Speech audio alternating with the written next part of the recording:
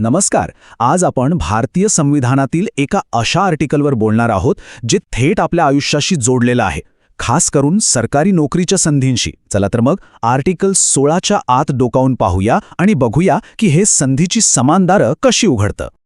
या एका वाक्यातच या पूर्ण आर्टिकलचं सार आहे. आर्टिकल 16 एक मूलभूत वचन देतं की जेव्हा सरकारी नोकरीचा विषय येतो तेव्हा भारताच्या प्रत्येक नागरिकाला समान संधी मिळायलाच हवी. ही फक्त एक चांगली कल्पना नाहीये, तर ही एक कायदेशीर हमी आहे.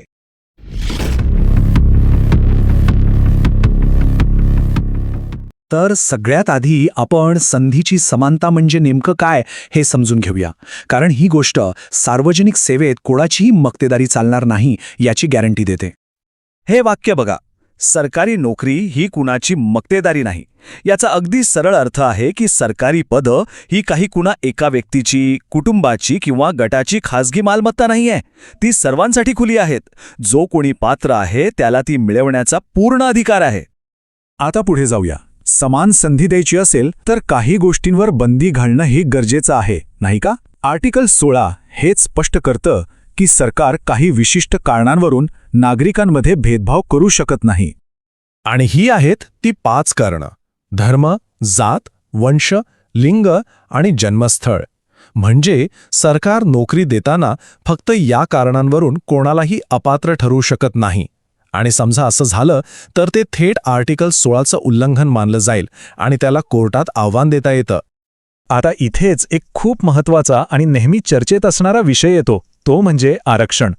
जर सगळ्यांना समान संधी आहे आणि भेदभावाला बंदी आहे, तर मग आरक्षण या चौकटीत कसं बसतं? चला यामागचा घटनात्मक तर्क समजून घेऊया. हाच तो प्रश्न आहे जो बहुतेक वेळा विचारला जातो की समानतेच्या तत्वानंतर आरक्षणाची तरतूद कायदेशीर कशी काय ठरू शकते. याचं उत्तर आर्टिकल 16 मध्येच दडलेलं आहे. इथे खूप महत्त्वाचा फरक आहे, तो समजून घ्या.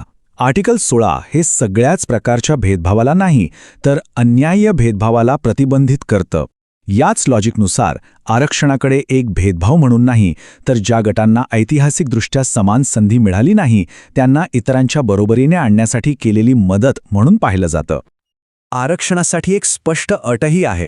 सरकार फक्त अशा वर्गांसाठीच विशेष तरतूद करू शकतं ज्यांना सरकारी नोकऱ्यांमध्ये पुरेसं प्रतिनिधित्व मिळालेलं नाही, म्हणजे ज्यांची संख्या सरकारी नोकऱ्यांमध्ये त्यांच्या लोकसंख्येच्या तुलनेत खूपच कमी आहे. याच तत्वावर संविधानाने हे स्पष्ट केले आहे की सामाजिक आणि शैक्षणिकदृष्ट्या मागासलेले वर्ग, म्हणजे ज्यांना फक्त आर्थिक नाही तर सामाजिक आणि शिक्षणाच्या संधींपासूनही दूर ठेवलं गेलं, तसेच अनुसूचित जाती आणि अनुसूचित जमातींसाठी आरक्षणाची विशेष तरतूद करणं हे आर्टिकल 16च्या अंतर्गत पूर्णपणे वैध आहे. एक छोटा पण महत्त्वाचा मुद्दा म्हणजे राहण्याचा. तसं तर जन्मस्थळावरून भेदभाव करता येत नाही, पण काही खास पदांसाठी संसद कायद्याने त्या राज्यात राहण्याची अट लावू शकते.